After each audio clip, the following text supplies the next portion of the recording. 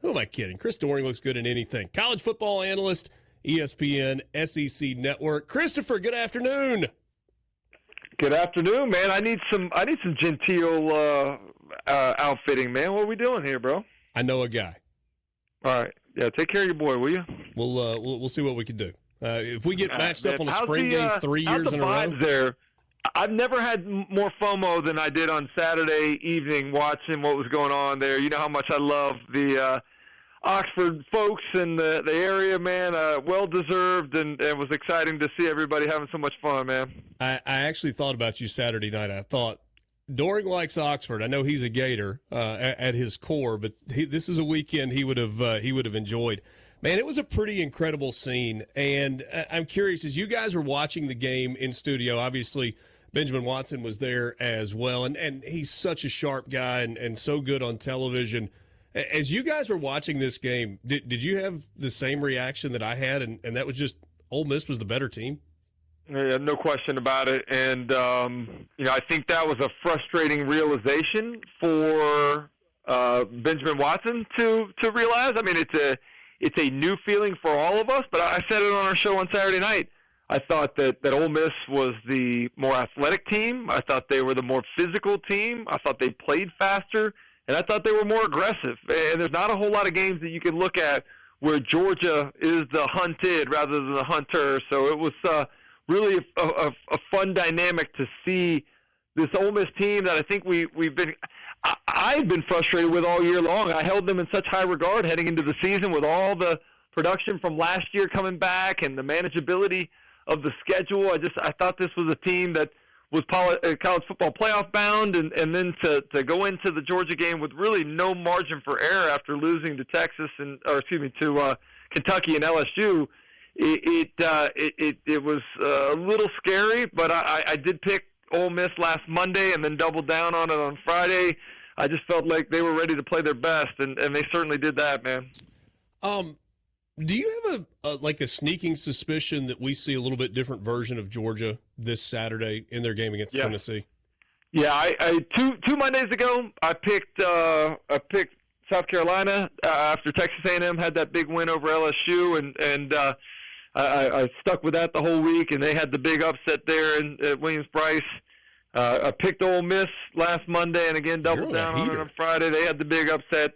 It will not be an upset. I know Georgia's favored, but a lot of people probably feeling like Georgia's not the same team, which they're not. But I do think that Tennessee will get their best, and I think we'll really see how much Tennessee's improved. Lines of scrimmage the last couple of years when they played the Vols, the Georgia Bulldogs have been the more physical team. I'm anxious to see if they can match up. I think they've been more physical at the line of scrimmage, which they've been able to take advantage of in rushing the passer with some of those short sets that they use in that offense at the quarterback spot. But I also think they've been really disruptive with the physicality at the lines of scrimmage when they've gone up against Tennessee receivers. And if you go back and look in recent weeks, Tennessee has really struggled with press coverage. I think they take that same sort of physical approach, and I think they win this game by double digits. Favored by double digits at this point. There's been a little line movement. It's a little surprising that that's been the case when you think about Tennessee's wide receivers. As fast as Squirrel White is, as big and physical as Brew McCoy is, it certainly is a big test for them. And I know Josh Heupel said, Nico's good to go, but I'll be interested to see when we get to Saturday how good to go Nico Iamaleava is. Yeah, I'm anxious to see. There's a couple quarterbacks in this league. At Florida, I'm anxious to see if DJ Lagway will go this week against LSU. Anxious to see the health of Nico Iamaleava. But I'm anxious to see what the pass rush of Tennessee will look like up against that Georgia offensive line that Ole Miss absolutely feasted on. I mean, 5 sacks, and each of those 5 sacks, they only brought 4 or fewer. So if Tennessee can have the same sort of success and impact Carson Beck, it could be another long day for that Georgia offense. But I'm with you, man. I have a sneaking suspicion that we're going to see a much different Georgia team than what we saw in Oxford on Saturday. Chris, I want you to go back to your playing days. When you have a receiver on your roster that is a clear number one, and that receiver gets injured and it causes other guys to have to kind of grow into a different role, And then you get to a point where the offense looks like it's functioning better because you're having to distribute the ball a little bit more. Kind of explain how that works. Obviously, I'm talking about Trey Harris being out since mid-third quarter against LSU, and it's been an offense that has been more productive since the second half of the Oklahoma game for Ole Miss. How did that happen? I can tell you as a guy, it's kind of how everybody's progression. Well, not everybody. A lot of people's progression, is that you start playing a little bit as the third or fourth wide receiver. You're in there on third downs. You're in some 2-minute stuff, and your opportunity grows a little bit. And you build confidence in the coaches. But like when somebody goes down, it's next man up, and you got to sink or swim. And so not only are you showing your coach that you're capable, you're showing your quarterback that you're capable and trustworthy, but you're proving it to yourself. And until you're out there doing it down in and down out, you sometimes don't know. And it's amazing how much that confidence can help you. But I honestly think the Trey Harris absence the last couple weeks has been maybe the most beneficial thing for the growth of this offense. You've seen Jordan Watkins obviously step up against Arkansas and have another one, a big game on Saturday against Georgia. Caden Lee has been fantastic at points throughout in the season. I just think this is a really fun group of wide receivers to watch. And it reminds me of my days at Florida. My senior year, it was me, it was Ike Hilliard, it was Riedel Anthony, it was Jacquez Green, it was Travis McGriff. There was a ton of talent.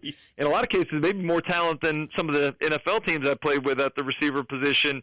And anybody could beat you. It's a very difficult proposition. Like you put your best 5 defensive backs out there on the 5 best receivers that Ole Miss has. I mean, shoot, you factor in Caden Prescorn and Daquan Wright. I mean, those dudes are tough matchups too. I love when a team is able to spread the ball around. In my senior year, both me and Ike Hilliard went over 1,000 yards. There's enough balls to go around, and I think you're seeing, the more productivity in this offense because of how indefensible it is with all the options that they seemingly have now at Jaxson Dart's disposal. How many SEC teams in the college football playoff? I said this the other day, RC, man. I honestly believe there's going to be 7, 10-2 teams when we get to the finish line. Maybe 6. It's going to be a tough task for Missouri this week at South Carolina. Mm-hmm. But I think we're talking about 6 or 7, 10-2 teams. And obviously there's not enough chairs there. It's like musical chairs. Somebody's going to get left out. And I think we probably end up seeing 4, maybe 5, depending on what happens in some of the other conferences like the ACC and the Big 12. But the reputation is there with the SEC. I think the Big Ten is probably going to end up with 4. So it's fun, man. Without a precedent, we're kind of just feeling this thing out as we go, and I'm anxious to see how it all shakes out. Not enough chairs in musical chairs. I think that's a good way to describe it. If you were on the college football playoff committee, obviously we've talked a lot about Ole Miss. That's what this audience is. Where would you rank them tonight? Borky just had me go through an exercise where he had me do the full 1 through 25. I'm interested to see where you'd put them. Yeah, so I have not done that exercise yet, but I did. I ranked my top 5 teams in the SEC on Saturday night on our football final show. I had Texas 1, Tennessee 2, Ole Miss 3, Alabama 4, and Georgia at 5. I honestly think the 2 teams that nobody wants to play right now is Ole Miss and Alabama.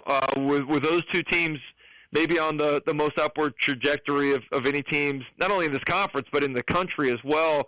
I still want to see Ole Miss's ability to run the football. Hopefully as they get more healthy down the stretch and getting Trey Harris back, that makes them even more dangerous. But right now, where'd you have them in the CFP projections? So I had them at 9, but I actually had the SEC team ranked exactly as you did. I had Texas at 3, Tennessee at 8, 1 spot behind Notre Dame, Ole Miss at 9, Bama at 10, Georgia at 11. Yeah. So Richard, I'm really worried about Tennessee. They go up there and get blown out in Athens. They're going to be on the outside looking in and may not have a whole lot of work left available to help work their way in. So this is a massive game for both of those teams on Saturday. Certainly a big one. CD, thanks so much for your time. Great catching up, and hope to